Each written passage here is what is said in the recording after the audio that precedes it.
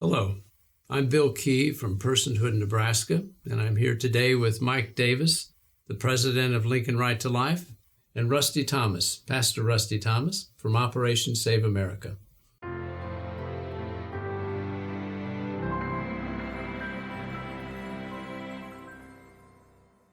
Of course, I'm familiar with what you do, but I know most of the people probably who are listening now would not be familiar with how we can end abortion in Nebraska. I know the heart is there from Lincoln Right to Life, and I'm with End Abortion Now Nebraska and Personhood Alliance also. And that's our goal also, is to end it now, because we've had too many babies that have died. Right. Millions and millions, 66 million surgical and who knows how many contraceptive babies that have died, and how many have done from the abortion pill and all these chemical things. So there's a growing wave here in Nebraska, and I think throughout the country, that we want this to end now, and we're just tired of doing what we've been doing. Maybe how to handle this in a way where you don't regulate baby murder, but you actually rise up to end it. And obviously that's a huge difference in how we respond to this Holocaust, this genocide we call abortion. So last night you were talking about Supreme Court are giving more authority than they're due. Yes. That they don't make laws, and the judicial branch and the legislative branch and executive branch are three different branches. And we've let the judicial branch say that abortion is okay. The Constitution actually says in Article 1 that all legislative powers will consist of a House and the Senate. Again, we don't have to be a genius when it comes to mathematics. That leaves 0 legislative powers for the Supreme Court. Okay, and unfortunately, with Roe versus Wade, that was a legislative act of the Supreme Court. The point being that our founding fathers established a true federalism with different branches of government and different levels of government, because they were Christian in their worldview. They viewed the state of man as, due to the fall, as sinful, and they knew that human nature tended towards despotism, tyranny, oppression. So in their wisdom, they provided checks and balances with the understanding that if any branch of government, violated the Constitution and started to go towards tyranny, it was the duty of the other branches and other levels of government to rein in that tyranny, to preserve our right to life, liberty, and the pursuit of happiness. The Constitution intended its coordinate branches should be checks on each other. But the opinion which gives to the judges the right to decide what laws are constitutional and what not only for themselves in their own sphere of action, but for the legislature and executive also in their spheres, would make the judiciary a despotic branch. That understanding has been missing from the United States of America for decades. And so what has happened, the Supreme Court has written to itself powers not given to them by the Constitution. And now we have arrived where America threw off the monarchy of King George and its tyranny, and we have replaced it with an oligarchy. And now every decision, every opinion that comes out of the Supreme Court, all the other branches and all the other level of branches of government bow down and kiss the ring. And we have this song, the Supreme Court has ruled, and all we can do is obey. Rusty, how did that happen? I know in the beginning, the Supreme Court was supposed to be the weakest of the three branches. And somewhere along the line, it seems to have legislated itself power. I mean, it's kind of ridiculous. It's kind of said, well, we have the power to do this. We have the power to do that.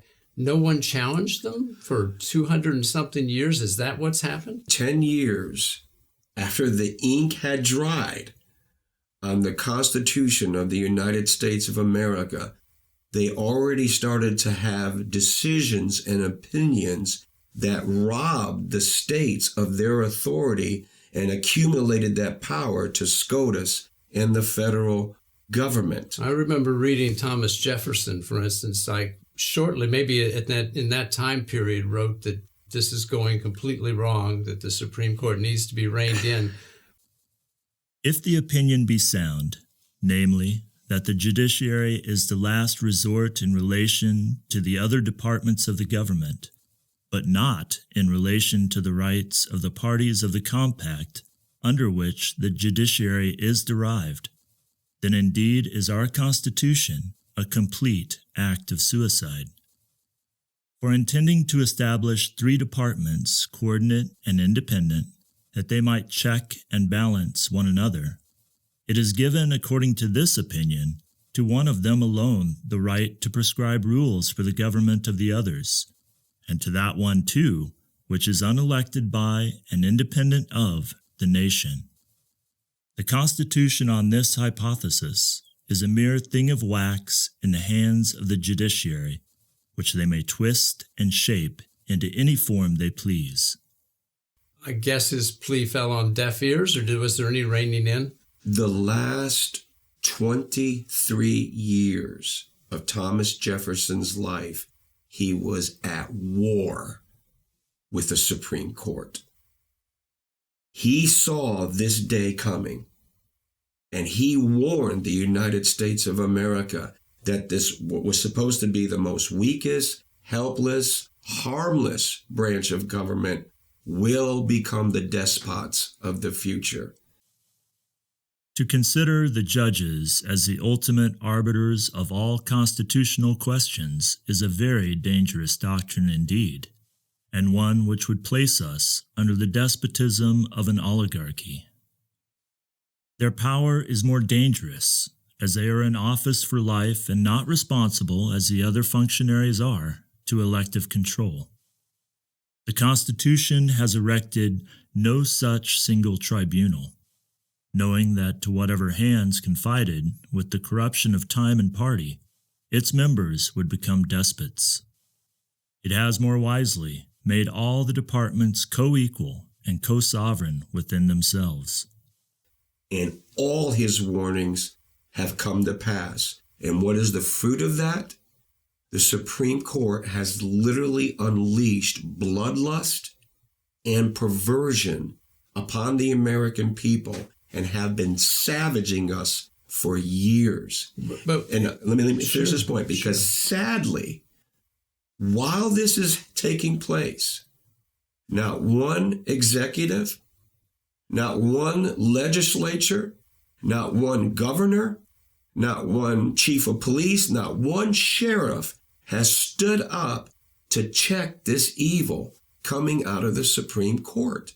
Well, if they have given this power to themselves and the Constitution doesn't give them this power, they're almost like a paper tiger, or maybe that's the wrong analogy. No, maybe it's like the emperor has no clothes type of thing. They're pretending to have all this power, and everyone is saying, yes, you have all this power. But in essence, they don't. So is there any reason why we can just not listen to the Supreme Court? Well, what has been the response of Christianity for 2,000 years? Basically, we obey just laws and we don't obey unjust laws. And but they have to be laws also. I mean, it doesn't even sound like Roe versus Wade is a law. It's not. It's not a law biblically. It's not a law historically. It's not a law constitutionally. But the standard for Christianity when it comes to these issues, when the state prohibits what God commands or vice versa, we are to obey God rather than men. And again, even in the church, we have forgotten these truths. God said, thou shalt not murder, with no caveat. He did not say, thou shalt not murder, unless, of course, the Supreme Court rules otherwise. And what we have to come to grips with, the Supreme Court is not the supreme being. Jesus Christ is Lord to the glory of Father, and every knee is going to bow, and everybody tongue is going to confess this truth. And we must, again, realign ourselves with God and come into agreement about the nature of this criminal act. And we do have to check the tyranny of the Supreme Court. What would you recommend us to do in Nebraska? What would you recommend we say to our legislatures and to our governor? Do your duty before God. Do your duty. You are not here to implement evil.